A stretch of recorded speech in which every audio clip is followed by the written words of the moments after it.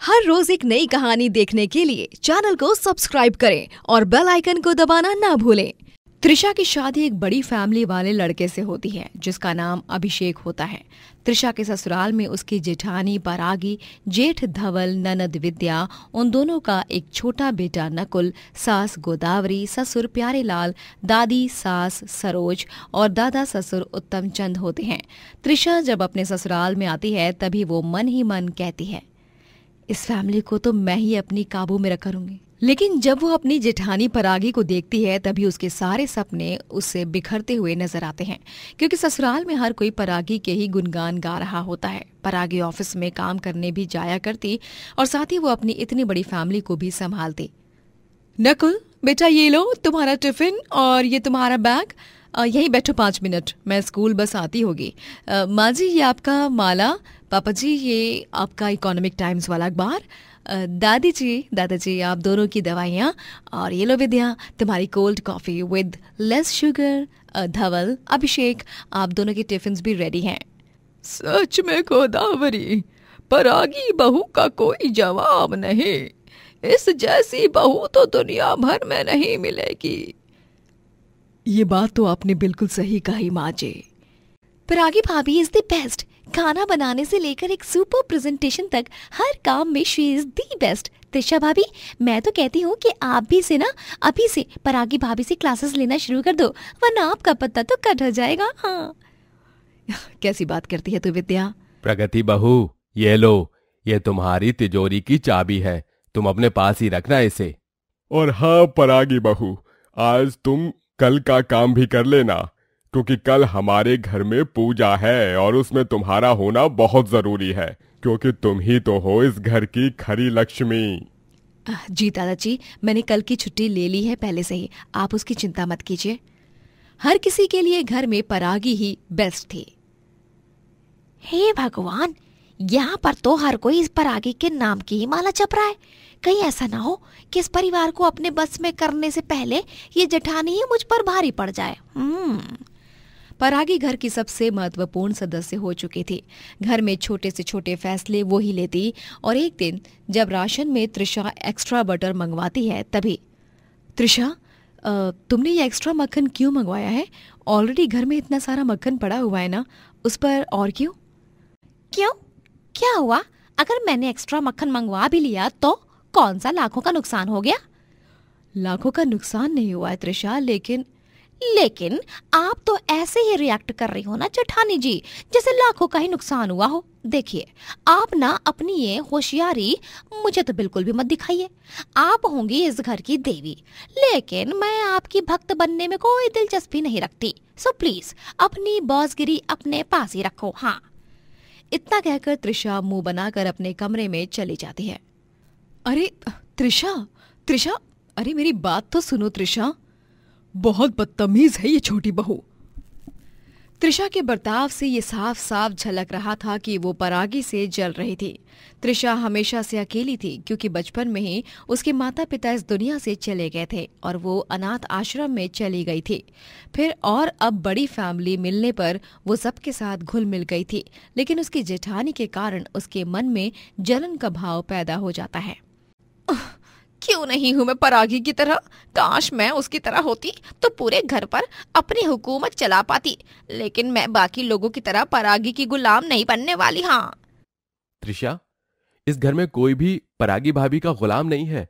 सबके सब उनसे बस प्यार करते हैं, इसलिए उनका आदर सम्मान करते हैं। तुम्हें भी धीरे धीरे वक्त के साथ समझ आ जाएगा कि वो कितनी अच्छी हैं, लेकिन वो तभी होगा जब तुम अपनी आंखों से जलन और नफरत का चश्मा हटाओगी। मैं उनसे नहीं जलती अभिषेक। तुम्हारी उनके लिए जलन साफ साफ दिखाई देती है त्रिशा। फाइन, अगर तुम्हें अपनी भाभी के गुण गाने हैं ना तो गाते रहो। त्रिशा रूठ कर बैठ जाती है और फिर रात में अभिषेक उसकी फेवरेट वनीला आइसक्रीम लाता है और उसे मनाता है। त्रिशा अब आए दिन यूं ही छोटी से छोटी बातों पर अपनी जेठानी से लड़ने लगती है और बेचारी परागी उसे कुछ भी नहीं कहती। एक दिन मसाले पीसते समय त्रिशा के हाथ छिल जाते हैं। तभी ये लो त्रिशा, ये क्रीम लगा लो अपने हाथों पर, इससे तुम्हें आराम मिलेगा और जलन कम होगी। अरे नहीं चाहिए मुझे आपकी ये क्रीम। हाँ, हर वक्त बस कुछ अच्छा काम करके आपको महान बनना होता है। अरे बंद करो अपने ये महान बनने का ढोंग। कब तक यूं ही सबकी आंखों में धूल झोंकती रहोगी आप? कब तक यूं ही अच्छे बनने का ड्रामा करती रहोगी आप? हाँ छोटी बहू, अपनी हद में रहकर बात करो। तुम भूलो मत कि परागी तुम्हारी जेठानी है। और नहीं तो क्या, जिस दिन से आई है बस रोज झगड़े करती रहती है। अरे तू तो बहू कहलाने के लायक भी नहीं है त्रिशा। त्रिशा, हमें लगा था कि तुम एक अच्छी बहू बनोगी, लेकिन नहीं, तुमने तो शादी के बाद के 1 महीने में ही अपना असली रंग दिखा दिया। अरे एक बहू अपने परिवार को नहीं संभाल सकती तो वो कुछ नहीं कर सकती, क्योंकि तुम तो यहाँ परिवार में शांति बनाए रखने की जगह हर रोज अशांति फैलाती रहती हो। एक के बाद एक सबके ताने सुनकर त्रिशा गुस्से से आग बबूला हो जाती है। ठीक है, मेरे कारण इस घर में अशांति फैल रही है तो मैं इस घर में नहीं रहूंगी। हमें बंटवारा करना है। मैं और अभिषेक अब से अलग रहेंगे। क्या? ये तुम क्या कह रही हो त्रिशा? हाँ, जो भी कह रही हूँ बिल्कुल सही कह रही हूँ अभिषेक। अगर तुम्हें मेरे साथ अलग नहीं होना तो तुम्हें मुझसे हमेशा हमेशा के लिए दूर होना होगा, यानी भूलना होगा मुझे। हाँ, सभी त्रिशा के इस फैसले से इनकार करते हैं, लेकिन त्रिशा अंत में बंटवारा करके ही मानती है और वो और अभिषेक दोनों घर छोड़कर अलग रहने लगते हैं। अलग रहते हुए पहले कुछ दिनों तक तो त्रिशा रह लेती है, लेकिन कुछ दिनों बाद उसे अकेलेपन में घुटन होने लगती है। मुझे बहुत घुटन सी हो रही है अभिषेक। मुझे सबकी याद आ रही है। शायद मैं ही गलत थी जो सबके साथ ठीक से रह नहीं पाई। अभी अकेली पड़ने के बाद तुम्हें अपनी गलतियों का एहसास हो रहा है त्रिशा, लेकिन अब नहीं, अब बहुत देर हो चुकी है। अब तुम और मैं यहीं रहेंगे हमेशा के लिए। लेकिन अभिषेक वहां से उठकर चला जाता है। अब त्रिशा बुरी तरह अपने ही खोदे हुए गड्ढे में गिर चुकी थी। देर से ही सही उसे अपने परिवार की अहमियत समझ आ चुकी थी। बचपन से ही मैं अनाथ थी, जिस कारण मैंने कभी परिवार का प्यार नहीं पाया, लेकिन जब पाया तो उसकी कदर नहीं की। शायद यही मेरी सजा है और मैं अपनी सजा को स्वीकार करती हूँ।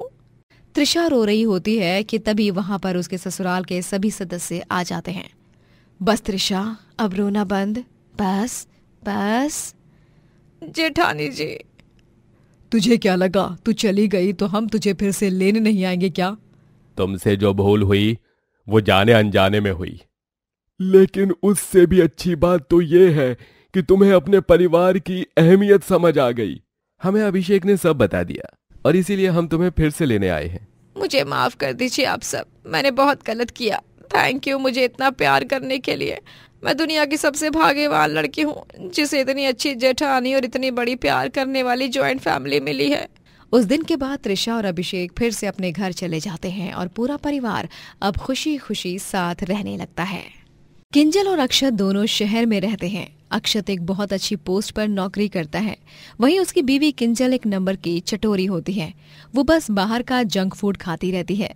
एक दिन जब अक्षत घर पर होता है तभी घर की डोरबेल बजती है और जब अक्षत दरवाजा खोलता है तभी वहाँ एक डिलीवरी बॉय होता है जो ढेर सारे जंक फूड डिशेस लाता है। अरे सर, पूरे 6,000 रुपए का बिल हुआ है। क्या कहा? 6,000 रुपए? अक्षत उस डिलीवरी बॉय को पैसे तो दे देता है, लेकिन बाद में जब किंजल आती है तभी वो किंजल पर चिल्ला पड़ता है। ये सब क्या नाटक है तुम्हारा किंजू बेबी? रोज रोज तुम इतना जंक फूड खाओगी तो एक बार में ही बीमार पड़ जाओगी। ये सब हमारी सेहत के लिए कितना खतरनाक होता है इसका अंदाजा भी है क्या तुम्हें? मेरी आधी सैलरी तो तुम्हारे जंक फूड के बिल भर भर के ही खाली हो जाती है। ठीक है, तो इसका मतलब कि तुम अब मेरा राशन पानी और खाने पीने का तक सब कुछ सुना सुना कर दिखाओगे। ये तुम बहुत गलत कर रहे हो अक्षत। जाओ, मुझे तो तुमसे बात ही नहीं करनी। किधर है मेरा सूटकेस? अब तो मैं ये घर छोड़कर जाऊंगी। अरे अरे मेरी प्यारी किंजू बेबी, तुम भी ना इतनी जल्दी सीरियस हो जाती हो। अरे अरे चिल। ये लो, चाउमीन खाओ और ये आइसक्रीम बर्गर पिज्जा खाओ। लो लो, ठूसो ठूसो। Oh my sweet and caring husband. Kinjal हर शाम को सच सवर कर बिल्डिंग के नीचे उतरती है और कॉलोनी में जितने फास्ट फूड स्टॉल्स हैं उन सब का आइटम चखती है। एक दिन अक्षत किंजल से कहता है, किंजू बेबी तुम्हें पता है कल माँ आ रही हैं गांव से और थोड़े दिनों बाद पापा भी आ जाएंगे। वो पापा को जमीन के पेपर से रिलेटेड कुछ काम था इसलिए वो लेट आएंगे। माँ को जंक फूड बिल्कुल नहीं पसंद, तुम इस बात का ध्यान रखना। हाँ ओके किंजू बेबी। अरे तुम चुप करो यार, देखना मैं सासू मॉम को भी ना जंक फूड की जोगन बना दूंगी। हम दोनों सास बहू तो अब पूरे कॉलोनी को सफा चट कर जाएंगे। अगले दिन किंजल की सास रमोला आ जाती है, जिसे किंजल आते ही पानी की जगह कोल्ड ड्रिंक और चाइनीज हक्का नूडल्स सर्व करती है और उसे खाकर रमोला बहुत खुश हो जाती है। अरे दादा, ये तो बहुत स्वादिष्ट व्यंजन है। किंजू बहुरिया, अरे हमें तो लगा कि ये केचुए एकदम बेस्वाद होंगे, लेकिन ना, ये तो गजब है। लाला और ला, और ये काला जूस भी ला। ओके सासू मॉम, अभी लाई। ओफो माँ, कंट्रोल कीजिए, ये सारा खाना आपकी सेहत के लिए बिल्कुल भी अच्छा नहीं है। आप इसे हद से ज्यादा मत खाइए, वरना आपकी तबीयत खराब हो जाएगी और शहर घूमने की जगह आप बस हॉस्पिटल के चक्कर काटती रह जाएंगी। चुप रहो तुम अक्षत, लोमड़ी की तरह बीच में जुबान मत चलाओ। हाँ मुन्ना, तू चुप रहे। हम दोनों सास बहू जो चाहे वो खाएंगे, जितना मर्जी वो खाएंगे, लेकिन तू हम पर रोक टोक मत कर, वरना इन गांव के मजबूत हाथों से ही तेरे दोनों गालों को अच्छे से सेक दूंगी मैं। और नहीं तो क्या, आए बड़े हम दोनों के पेट के दुश्मन। किंजल और रमोला दोनों सास बहू मिलकर तरह तरह के जंक फूड आइटम्स खाने जाती हैं। ऐसे ही एक दिन कॉलोनी में एक चाइनीज पानी पूरी वाला आता है, जिसका नाम बोंग बोंग होता है। आइए आइए चाइनीज पानी पूरी वाला, जल्दी जल्दी आइए, सबकी पसंदीदा पानी पूरी, बोंग बोंग की पानी पूरी, 2 रुपए की पानी पूरी, 2 रुपए की पानी पूरी। अरे किंजू बहुरिया, केवल 2 रुपए में पानी पूरी मिल रही है, कितना सुनहरा मौका है, चल चल। यस सासू मॉम। किंजल और रमोला उस पानी पूरी वाले के पास जाते हैं। अरे ओ चीनी पानी पूरी वाले, जरा पानी पूरी तो खिला। ओके आंटी जी, बालिए, कौन से फ्लेवर चखेंगी तुम? ये है कलाकत्ता, ये है नीला जलजीरा, ये है येलो चाइनीज स्पेशल फ्लेवर, और ये है ग्रीन और ऑरेंज मिक्स फ्लेवर। अरे वाह, इन फ्लेवर को देखकर तो मेरे मुंह में पानी की बाढ़ आ गई। तो इंतजार किस बात का, टूट पड़ो सासू मॉम। दोनों जी भर के पानी पूरी खाते हैं। उन्हें उन अलग अलग फ्लेवर्स वाले पानी पूरी को खाकर इतना मजा आता है कि वो 2 घंटों तक खाते ही जाते हैं, खाते ही जाते हैं, खाते ही जाते हैं। बोंग बोंग की पानी पूरी सिर्फ 2 रुपए वाली होती है, इसीलिए उसके ठेले पर हमेशा भीड़ जमी हुई रहती है। माँ किंजू बेबी, अब आप दोनों ना उस चाइनीज पानीपुरी वाले के पास जाने का फुल स्टॉप लगा दो, बस बहुत हुआ। किंजू बहुरिया, जरा वो झाड़ू तो ला, आज तो इसकी सुताई करती हूँ। बहुत बकर बकर बकर बकर कर रहा है ना ये लो सासू मॉम, धो दो इसे। रमोला और किंजल मिलकर अक्षत को झाड़ू से पीटती हैं और रोजाना उस चाइनीज पानीपुरी वाले के ठेले पर जाकर दबाकर पानीपुरी खाती हैं। ये लो आपकी पानी पूरी, और ये आपकी, इसमें मैंने स्पेशल चाइनीज नमक मिक्स किए हैं और ये भी अच्छी स्वाद आने के लिए। वाह बोंग बोंग भाई, तुम्हारे ठेले की पानीपुरी खाकर तो सच में मजा ही आ जाता है। हाँ हाँ चीनी चूचू, तू एकदम बढ़िया पानी पूरी बनाता है, सच में मजा ही आ गवा। ये लो और लो और मजे से खाओ। रमोला और किंजल ही नहीं बल्कि कॉलोनी के सभी लोग चाइनीज पानीपुरी वाला बोंग बोंग के हाथ के खाने के बहुत बड़े फैन हो जाते हैं। लेकिन एक दिन अचानक से रमोला और किंजल का बहुत बुरी तरह पेट दर्द करने लगता है। वो दोनों बिस्तर ही पकड़ लेते हैं। आय हाय, मेरा पेट, लगता है मेरे जाने का समय आ गया है। और मेरा भी। अरे शुभ शुभ बोलिए माँ। किंजू बेबी तुम भी? आप दोनों को मैंने न जाने कितनी बार चेतावनी दी, लेकिन नहीं, आप दोनों ने मेरी एक नहीं सुनी। अब भुगतिए, इतना जंक फूड खाओगी तो यही हाल होगा ना। डॉक्टर आ रहे हैं थोड़ी देर में। डॉक्टर आकर जब चेकअप करते हैं तब पता चलता है कि किंजल और रमोला को फूड पॉइजनिंग हुई है। रमोला और किंजल ही नहीं बल्कि कॉलोनी के सभी लोगों को फूड पॉइजनिंग हो जाती है। ये खबर सुनकर सभी डर जाते हैं। अक्षत अपने पापा को फोन कॉल करके सब बताता है। तभी उसके पापा योगेंद्र कहते हैं, अरे हे भगवान, ये तू क्या कह रहा है मुन्ना?